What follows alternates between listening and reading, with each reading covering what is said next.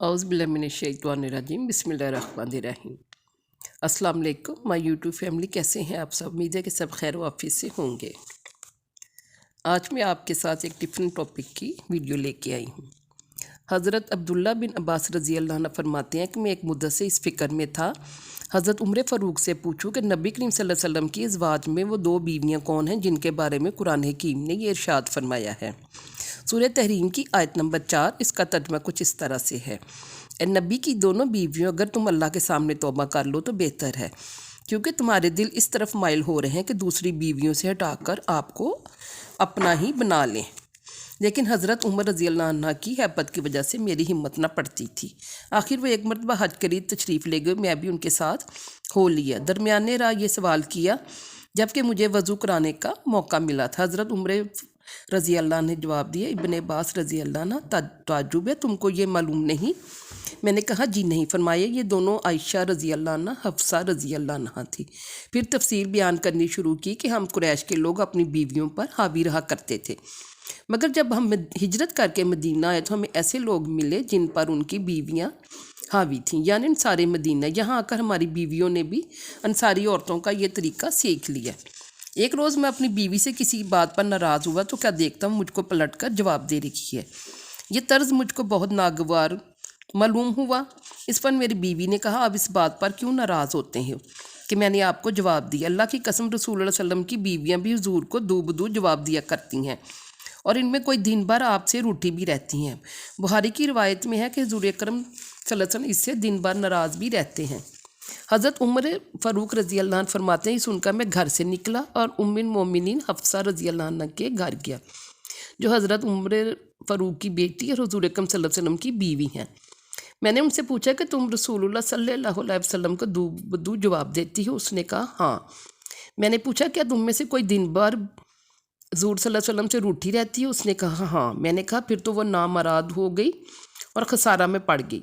क्या तुम में से कोई इस बात से बेखौफ हो गई कि अपने रसूल की नाराज़गी की वजह से अल्लाह ताला उस पर नाराज़ हो जाए और वो हलाकत में पड़ जाए? ए हफ्सा, रसूलुल्लाह सल्लल्लाहु अलैहि वसल्लम से ना मुतालबत कर, ना किसी बारे में इसरार किया कर और ना बातचीत बंद किया कर। तुझको जो ज़रूरत पेश आए आपसे मांग लिया कर। तो इस ख्याल में ना पढ़ के तू अपनी सौकन आयशा रज़ी अल्लाह अन्हा के बराबर हो जाए, उस जैसा मामला करे, क्योंकि आयशा रज़ी अल्लाह अन्हा तुझसे ज़्यादा खूबसूरत, रसूल सल्लल्लाहु अलैहि वसल्लम को तुझसे ज़्यादा महबूब है। इसके बाद मैं उम्मे सलमा रज़ी अल्लाह अन्हा के घर पहुंचा, जो मेरी रिश्तेदार थी। मैंने उनसे भी वही बात की जो अपनी बेटी हफ्सा से की थी। उम्मे सलमा ने सुनकर कहा, इब्ने ख़त्ताब रज़ी अल्लाह अन्हा, तुम अजीब आदमी हो, हर मामले में दखल देते हो, यहाँ तक कि रसूलुल्लाह सल्लम की अज़वाज के बारे में भी दखल देने लगे हो।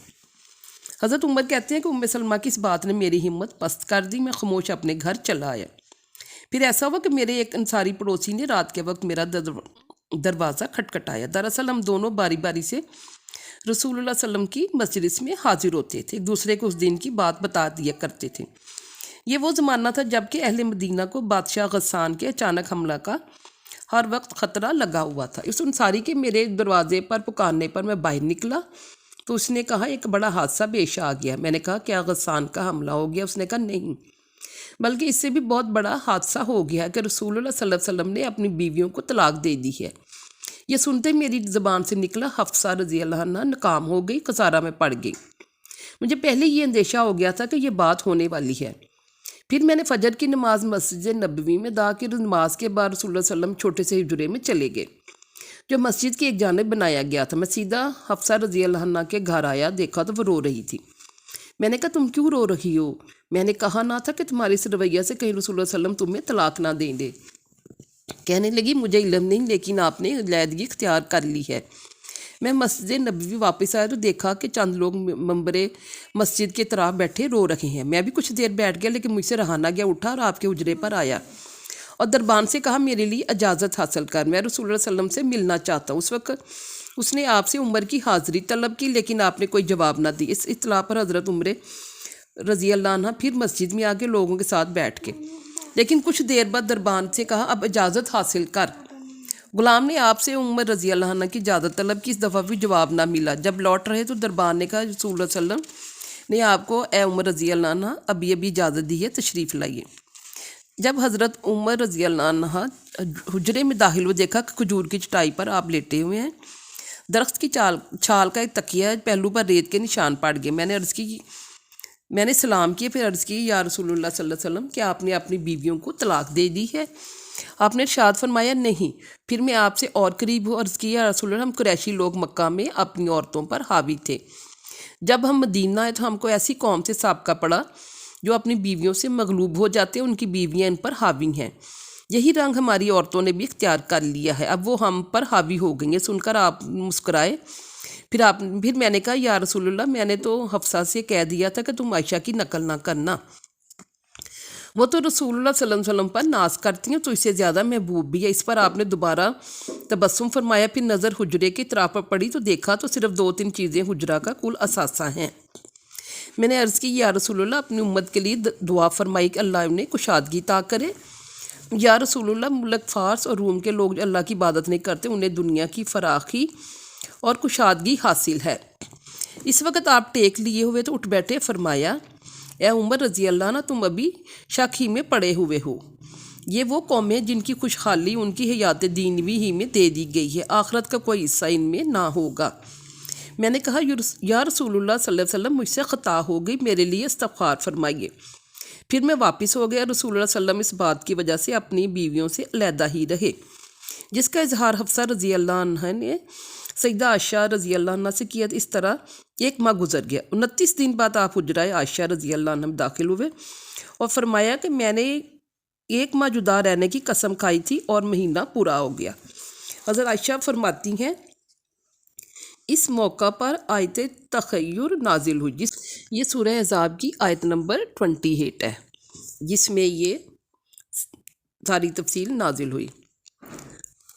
اور یہ معاملہ بھی قابل توجہ ہے کہ جب نبی صلی اللہ علیہ وسلم نے اپنی کسی بیوی سے ایک بات چپکے سے فرمائی، وہ بات یہ تھی کہ میں زینب رضی اللہ عنہ کے گھر شہد کبھی نہیں پیوں گا۔ جب اس بیوی نے وہ بات دوسری بیوی کو بتلا دی اور نبی صلی اللہ علیہ وسلم کو اللہ تعالیٰ نے بذریعہ وحی اس بات کی خبر کر دی، تو نبی صلی اللہ علیہ وسلم نے اس ظاہر کر دینے والی بیوی کو تھوڑی بات تو جتلا دی کہ تو نے ہماری یہ بات دوسری بیوی سے کہہ دی، اور تھوڑی بات کو نبی ٹال گئے۔ یعنی نبی صلی اللہ علیہ وسلم کا کرم اس درجے تک ہے کہ اپنے حکم کے خلاف کرنے پر جو شکایت کرنے بیٹھے تو شکایت کے وقت بھی پوری باتوں کا ادا نہیں کیا کہ تو نے میری یہ بات بھی کہہ دی وغیرہ۔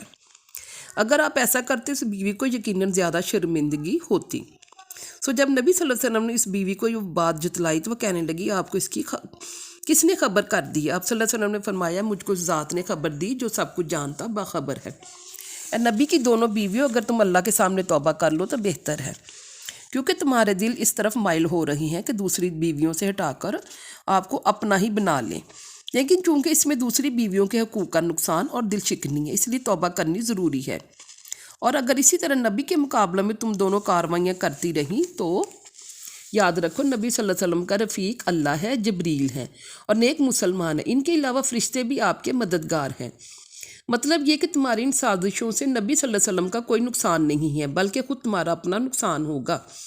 اے نبی کی بیویوں تم یہ وسوسہ دل میں نہ لانا، آخر تو مرد کو بیویوں کی ضرورت ہوتی ہے اور ہم سے بہتر عورتیں کہاں ہیں، اس لیے چاروں نچار ہماری سب باتیں صحیح جائیں گی۔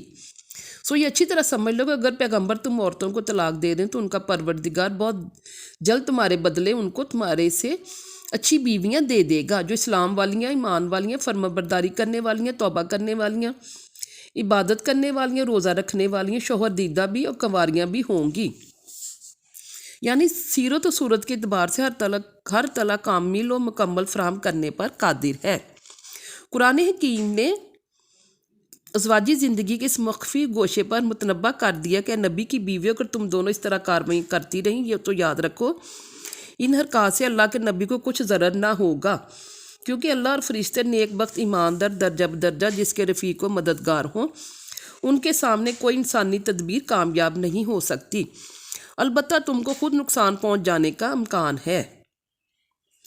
زوجین کے خانگی معاملات بعض اوقات ابتداً بہت معمولی حقیر نظر آتے ہیں، لیکن اگر ذرا باغ ڈور ڈھیلی چھوڑ دی جائے تو آخرکار نہایت خطرناک تباہ کن صورت اختیار کر لیتے ہیں۔